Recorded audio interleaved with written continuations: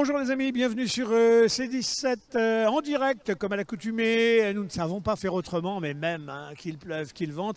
Et ben ce matin, écoutez, c'est un peu les deux, un peu entre chien et loup. Et nous sommes devant un monument. Vous êtes nombreux à circuler dans toutes les villes de France, à regarder les monuments qui vous évoquent, soit des moments de chaos, soit des moments de gloire, avec le nom des belligérants à chaque fois. Puis il y a des monuments qu'on regarde moins, qu'on connaît moins. Il y en a un du côté du Square Valin. Et il y a celui-ci que, pour les plus érudits, entre guillemets, vous avez baptisé le monument des éléphants. Qu'est-ce que des éléphants viennent faire sur la place de Verdun, puisque c'est là que se situe ce monument. Il est très en vue. Et pourtant, il parle peu. Par contre, quand on lit, on comprend tout. Aux pionniers de la Côte d'Ivoire, 3 noms, et puis une petite histoire en bas. Et on nous situe la période 1887-1937. Qu'est-ce que La Rochelle a à voir, Christophe Berthaud, qui est adjoint au maire, historien, qu'est-ce que La Rochelle a à voir avec la Côte d'Ivoire, au point d'avoir érigé un jour un monument? Et on ne le savait pas, mais des Rochelais ont joué un rôle important là-bas. Ah oui, oui, le premier des Rochelais, c'est Arthur Verdier. C'est celui qui se trouve au centre. Ouais. C'est le pionnier de la Côte d'Ivoire. Ouais. Alors si on remonte, on est autour des années 1860 ou 71. Lui, il a un comptoir. Ouais. Il va faire des relations économiques avec l'Afrique. Ouais. Et notamment, il s'installe à Grand-Bassam. Et il plante un peu comme un comptoir économique sur ces rives-là. Et pendant la guerre de 1870 et après, les Anglais qui sont juste à côté. Donc là, c'est nos guerres européennes, les Prussiens, oui. Les Allemands. Et pendant ce temps-là, les Anglais, au Ghana à côté, se disent tiens, on lorgne sur ces terrains. Mais ils préparent leur business sur l'Afrique. Oui, mais aujourd'hui, c'est pas un pays à l'époque, le Côte d'Ivoire, c'est juste un territoire. Ouais. Et donc là, Arthur Verdier, lui, il va garder le drapeau français bleu, blanc, rouge. Ouais. Il sera résident français là-bas. Et c'est grâce à lui qu'on va maintenir une présence rochelaise, française en Côte d'Ivoire, qui était, on va y revenir après, le cousin germain de Vladimir Mork, ouais. Qui était en même temps ici le président de la Chambre de commerce. Et donc, un commerçant de bois norvégien, des bois du Nord. Du bois du Nord. Et donc il fait venir, pour une plantation, il fait du café, hein, c'est un business. Ouais. Il fait venir Brétinière, qui est son cousin, qui est aussi Rochelais, qui a été aussi après conseiller municipal à La Rochelle. Il le fait venir. Et après, il fait venir un autre... Brétinière, c'était quoi son boulot, lui, sa spécialité? Il s'occupait, il gérait la plantation de café. Ouais. Il fait venir aussi Trèche-la-Plaine, qui était ici à La Rochelle, et qui était répétiteur au lycée de La Rochelle. Donc il le fait venir. Et Trèche-la-Plaine, lui, il va explorer un peu plus la Côte d'Ivoire. Et c'est pour ça qu'on a cette date de 1887, parce qu'il y a 2 explorateurs de la Côte d'Ivoire. Il y a Trèche-la-Plaine, 1887. Il va mourir sur le bateau de retour sur La Rochelle en 1890. Il y en a un autre parallèlement aux exploits de Trèche-la-Plaine, c'est Binger ou Binger, comme on veut, qui va être le premier, quand le protectorat, la colonie sera installée en 1893, il sera le premier gouverneur. Mais la mémoire retient Binger, mais la mémoire ne retient pas Trèche-la-Plaine, originaire de La Rochelle. Et alors pourquoi 50 ans? Ça paraît long. Jusqu'à 1937. Jusqu'à 1937. On est en plein dans l'époque coloniale, là. C'est ce qui fait que ce monument est controversé. Il y a des gens qui disent non, c'est une belle histoire de pionnier. On va voir la story tout à l'heure, puisqu'on a un thésard ivoirien qui a fait un travail là-dessus, qui va nous parler. Et puis ceux qui disent non, on est quand même allé salement piller, c'est dégueulasse. C'est un monument colonial. Alors, on va revenir en 37, c'est l'aboutissement à peu près de 20 ans d'idées coloniales à La Rochelle, et qui se matérialise notamment par Léonce Vieljeux, qui est le maire de La Rochelle. Alors, on va s'amuser en faisant les deux dates. Léonce Vieljeux, qui était lui aussi dans le business international, qui découvre ses terres là-bas aussi. Delmas Vieljeux, le grand commerce maritime. 1937, qui est maire de La Rochelle? Léonce Vieljeux. Compagnie Delmas Vieljeux, on connaît tous l'histoire, avec les relations avec l'Afrique. Qui est président de la Chambre de commerce de La Rochelle? Christian Mork. C'est les activités économiques. Pouvoir politique. Spécialiste du bois du Nord. Le bois du Nord. Pouvoir politique, Léonce Vieljeux, Delmas Vieljeux. Pouvoir économique, Christian Mork. Si je reviens 50 ans en arrière, qui est maire de La Rochelle? Émile Delmas, compagnie Delmas. Et qui est président de la Chambre de commerce? Vladimir Mork, le père de Christian. Et vous voyez, dans ces demi-siècles, il y a la même logique, 50 ans. La même filiation sur 50 ans. Et pourquoi 37? Parce que à partir de 1920, il y a une société qui se crée avec des anciens coloniaux, la Société des anciens coloniaux, avec Maurice Laconfrette, et qui commence à faire développer des conférences sur l'idée coloniale. Et puis on sort de la guerre 14-18. L'idée coloniale dans le sens du notre développement, les richesses économiques. Voilà. Du développement de l'Afrique. Du développement de l'Afrique. Ce qui se traduit 10 ans après, on est en 1920 et en 1927, par la grande foire, l'exposition coloniale de La Rochelle, qui a lieu pendant un mois. Tout le mois d'août 1927. Avec des turbulences économiques mondiales, là, puisqu'on est à 2 ans de la crise de 29. Oui, mais en 27, pour comprendre l'importance de cette expo coloniale, il y a un comité de propagande coloniale qui se crée avec Maurice Laconfrette, avec Léonce Vieljeux, vice-président, avec également on y retrouve Christian Morck. Et pendant cette expo coloniale où on montre les richesses de l'Afrique, les produits, où le muséum est installé également parce qu'on montre aussi toutes les richesses du muséum, on est autour du parc d'Elmars, autour du casino, on a tout là. On fait venir un village africain. Et pour vous montrer, c'est que 250 000 personnes... Une espèce de puits du fou de l'Afrique. Si on veut, un puits du fou. Après, on va reparvenir sur les zoos africains et autres. Mais en 1927, ils sont 250 000 à venir voir cette expo coloniale à Rochelle. Et 250 000, ça fait comme ça un chiffre, ça fait une année complète du Stade Rochelais à guichet fermé, en incluant les matchs de Coupe d'Europe. Voilà ce que ça veut dire. Le nombre de personnes... L'impact de la propagande doit être fort, très fort. Donc très fort. Et puis après, on est en 27, et puis ça continue. Et au début des années 30, la foire de La Rochelle en 1930, elle se déroule également autour du casino, avec aussi des pavillons coloniaux. Et puis si on dézoome un peu sur la France, c'est en 1931, la grande foire, l'exposition internationale de Paris.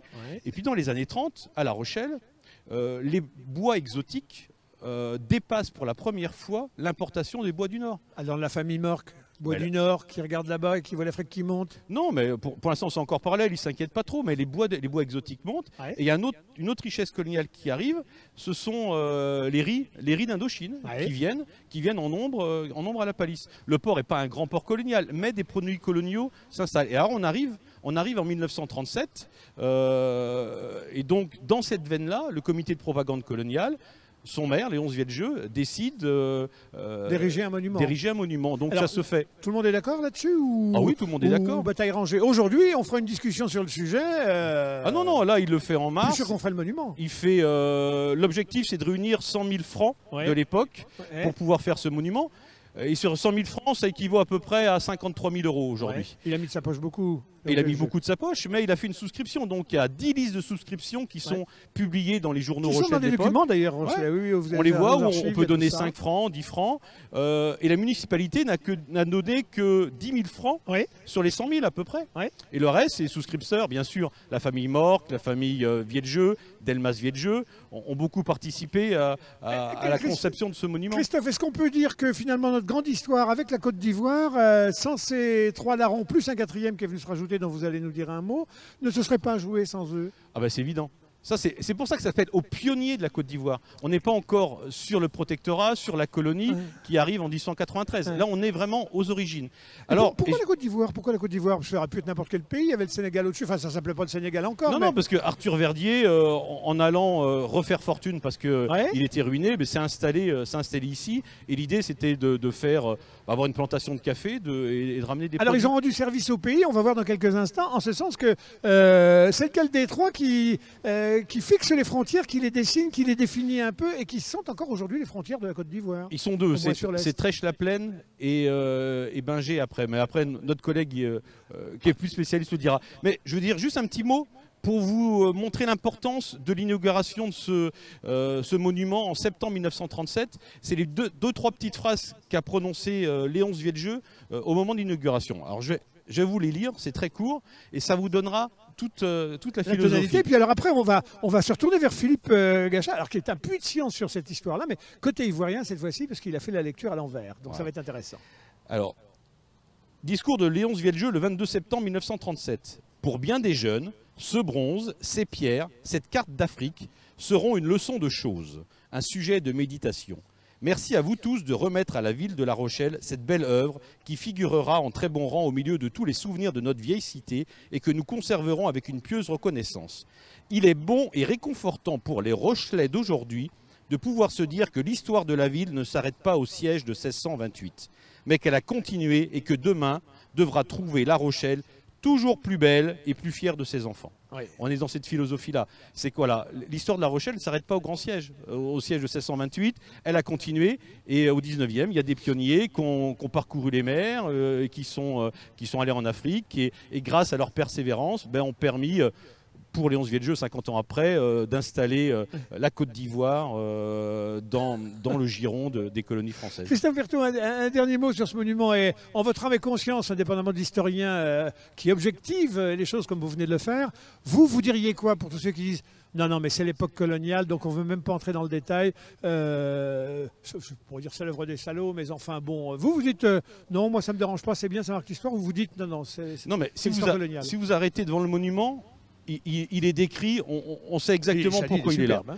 Il manque peut-être une note explicative pour bien recontextualiser, comme on vient de le faire aujourd'hui, pourquoi il est là, dans quel cadre on s'inscrit. Moi, je ne suis pas partisan de défaire les mémoires des villes en détruisant des bâtiments ou des rues. Je préfère expliquer et faire œuvre de pédagogie pour que tout le monde s'approprie l'histoire de notre cité. Voilà, l'historien pédagogue. Je vous propose de passer votre micro à Philippe Gachat. Philippe, vous pilotez une thèse de doctorat, elle est en cours en ce moment, vous faites ça à La Rochelle, qui s'intitule, alors c'est l'expansion coloniale française en Afrique, c'est l'entreprise coloniale en Côte d'Ivoire, des pionniers rochelais, 1861, jusqu'à l'indépendance, 1960. Pourquoi vous vous accrochez un jour à La Rochelle? Comment vous tombez sur cette histoire? Et c'est vrai que La Rochelle est fondatrice, j'allais dire, de la Côte d'Ivoire contemporaine aujourd'hui? Oui, La Rochelle, parce que étant en Côte d'Ivoire, ouais. nous n'avons pas d'aperçu vraiment large de la colonisation. Il a fallu que je sois à La Rochelle pour comprendre mieux l'histoire de la colonisation de la Côte d'Ivoire. Ouais. Et aussi, ce monument explique, c'est le monument qui m'a inspiré en quelque sorte, puisque le mémoire de master était basé sur la compagnie d'Elmas, les relations commerciales entre la compagnie d'Elmas et l'Afrique occidentale. Ouais. Alors, l'entreprise coloniale, quand on dit les pionniers de la Côte d'Ivoire, dans la légende, dans la tête des gens, c'est oh, les gars sont les premiers à être allés marcher sur la Lune. Mais il y avait vraisemblablement des arrière-pensées quand ils partent, peut-être coupables de domination, de...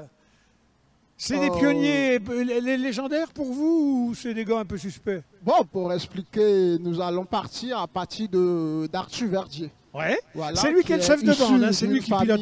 Oui. Des négociants, qui connaît très bien le monde. Et Arthur Verdier s'est installé en Côte d'Ivoire, on peut dire grâce au conseil du commandant du fort Nemou, qui est lui aussi rochelais, qui est le commandant de la garnison militaire. Jacques Bertrand Oscar Desnoy, qui est originaire de Saint-Martin-de-Ré. C'est lui qui a décidé, Verdier, à s'installer à Grand-Bassam. Et ils sont copains ici, puisque ils se rencontrent là-bas.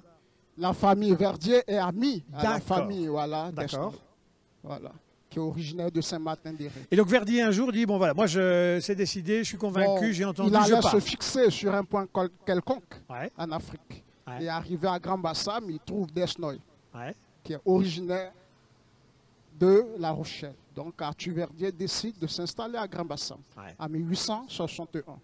Et Verdier, il est déjà en lien avec Bretignières et avec Trèche-la-Plaine. Ils ont déjà l'idée de se retrouver tous les trois pour faire des choses, ou ça vient après? Verdier est installé en 1861. Il était le seul Français sur la côte atlantique. Et a lutté même contre les prétentions anglaises. En 1878, il devient, on peut dire, le résident de France à Grand-Bassam. Il a été nommé par le ministre de la Marine, l'amiral Potiot. Donc après sa nomination, il décide de rentrer à La Rochelle, où il est aussi, on peut dire, conseiller municipal, puisqu'il était conseiller municipal d'Émile Delmas. Voilà. Et la succession des affaires sera confiée à Amédée Bretignier, qui est aussi son neveu. Voilà, donc c'est Amédée Bretignier qui sera, on peut dire, l'auteur de la création des premières plantations de caféiers en Côte d'Ivoire et aussi la première école de Grand-Bassam en 1882.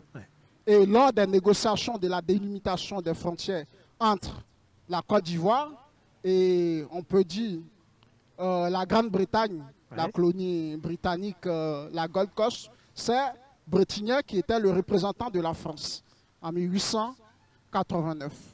Et donc, il contribue à dessiner la ligne de frontière. Voilà, mais cette première négociation n'a pas abouti. Ouais. Voilà, il a fallu plusieurs autres négociations. Ouais. Voilà. Dites-moi, Philippe, est-ce qu'ils sont considérés comme des personnages légendaires là-bas? Est-ce que c'est des gens qui jouissent d'une belle réputation ou non, ils sont dans l'oubli? Pour ce qui concerne la colonisation, nous avons 2 colonisations. La première qui s'est achevée, voilà, avec l'abolition de la traite négrière. Mais dans la première colonisation, l'élément gênant était, on peut dire, la marchandise humaine et aussi l'esclavage. Mais la deuxième colonisation, qui est à peu près l'image déformée de la première, nous avons aussi des exactions telles que la déportation des chefs et rois traditionnels, la désorganisation du système traditionnel des indigènes et aussi, on n'aura pas le code noir, mais on aura le code de l'indigénat à cette époque-là. Et aussi l'impôt de capitation qui rappelle l'époque moyenâgeuse. Voilà, donc c'est pas bien vu la colonisation. Voilà. Alors on dit que Verdier il avait un souci d'éducation des Ivoiriens. Et je crois qu'il contribue à la création de la première école, m'a-t-on dit, ou d'équipements publics à caractère social. Puisque à cette époque, tout était fait par la métropole et pour la métropole. Donc l'école à cette époque, 1882, c'est parce que Verdier voulait s'attacher de bons collaborateurs indigènes. Voilà qu'il a créé l'école. C'est l'intention de l'école là, à cette époque-là. Ce n'est pas l'école que nous connaissons aujourd'hui. Voilà. J'allais dire, nous on arrive en Afrique un peu à la fin de la messe, hein, j'allais dire, puisqu'on est occupé avec nos Prussiens, nos Allemands ici dans le cœur de l'Europe, puis à un moment on s'aperçoit qu'on ne gagne jamais de toute façon. Donc on part jeter un œil du côté de l'Afrique. Mais il y a les Anglais qui étaient là quand même avant nous. Comment ça se passe entre les Français et les Anglais? Comment eux là se comportent? Puisque 1885, il y a eu la conférence de Berlin. Voilà, donc cette conférence a ouvert, on peut dire, la conquête coloniale en Afrique. Donc chaque grande nation voulait se tailler un territoire, une zone d'influence. Donc là, c'était la concurrence entre la Grande-Bretagne et la France.